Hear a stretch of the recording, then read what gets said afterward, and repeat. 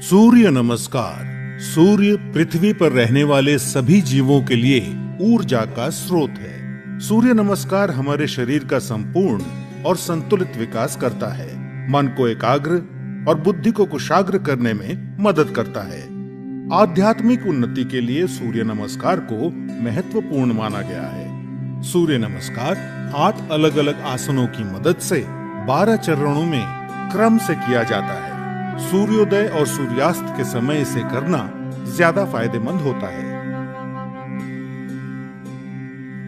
सूर्य नमस्कार से आपके फेफड़ों की क्षमता बढ़ती है। सूर्य नमस्कार आपके मेटाबॉलिज्म में सुधार लाता है और मधुमेह के प्रबंधन में उपयोगी पाया गया है। सूर्य नमस्कार अंतःस्रावी ग्रंथियों यानी एंडोक्राइन ग्लैंड्स के स्राव को नियंत्रित करता है। सूर्य नमस्कार आपको वजन को सही रखने में मदद करता है और आपके मेरुदंड और आपके कमर की मांसपेशियों को मजबूती प्रदान करता है। उच्च रक्तचाप यानी हाई बीपी के रोगियों को इस आसन को सावधानी के साथ करना चाहिए। हर्निया और पेप्टिक अल्सर के रोगियों को सूर्य नमस्कार नहीं करना चाहिए। सायटिका, सर्वाइकल स्पॉन्डिलाइटिस और अक्यूट आर्थराइटिस के रोगियों को भी सूर्य नमस्कार नहीं करना चाहिए। महिलाओं को मासिक धर्म के समय और गर्भावस्था में सूर्य नमस्कार नहीं करना चाहिए। नियमित रूप से सूर्य नमस्कार का अभ्यास आपके शरीर को विषाक्त पदार्थों से मुक्त यानी डिटॉक्स करता है और आलस को हटाकर पूरे शरीर को सक्रिय करता है।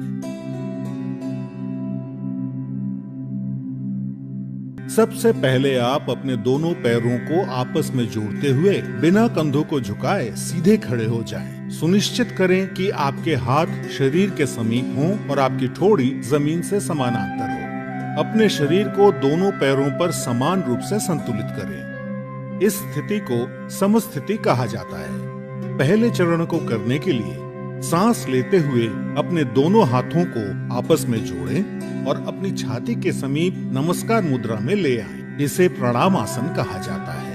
अब सांस छोड़ें। दूसरे चरण में धीरे धीरे सांस अंदर लेते हुए अपने शरीर को कमर से ऊपर की ओर खींचें और अपने दोनों हाथों को अपने सर के ऊपर ले जाते हुए अपने सर और कमर को पीछे की ओर झुकाएं। अपनी टांगें सीधी रखें। इस आसन को हस्तोत्तनासन कहा जाता है। अब तीसरे चरण के लिए धीरे धीरे सांस छोड़ते हुए अपने शरीर को आगे की ओर तब तक झुकाएं जब तक आपकी दोनों हथेलियां आपके पैरों के दोनों तरफ जमीन को छू न लें। ध्यान रखें कि नीचे झुकते समय आपकी भुजाएं और सर एक ही साथ में हो। इस आसन को पादहस्तासन कहा जाता है। चौथे चरण को करने के लिए एक गहरी सांस अंदर लें और अपने दाएं पैर को पीछे की ओर ले जाएं और अपने घुटने को जमीन पर सटाकर रखें। सुनिश्चित करें कि आपका दायां पैर पंजों पर हो, आपका बायां पैर का घुटना 90 डिग्री पर हो, दोनों हथेलियां जमीन पर हों, आपके कूल्हे नीचे और ठोड़ी ऊपर की ओर हो। इस आसन को अश्व संचालन आसन कहते हैं। अब पांचवें चरण में एक गहरी सांस छोड़ते हुए अपना बायां पैर इस प्रकार पीछे ले जाएं कि वो आपके दाएं पैर की सीध में हो। सुनिश्चित करें कि आपके हाथ और कंधे सीधी रेखा में हों और साथ ही कंधे, पीठ और नितंब भी एक ही सीध में हों। इस आसन को संतुलन आसन कहा जाता है। इस स्थिति में धीरे धीरे सांस लें। छठा चरण, सांस छोड़ें।